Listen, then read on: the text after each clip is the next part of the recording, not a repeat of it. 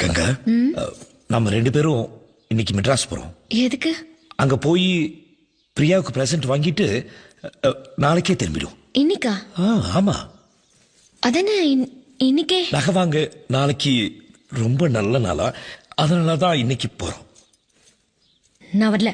நீ வர. நான் வரலனா? நீ வர. நீ வந்துதான் ஆகணும். వదలవా నన్ను వదలవా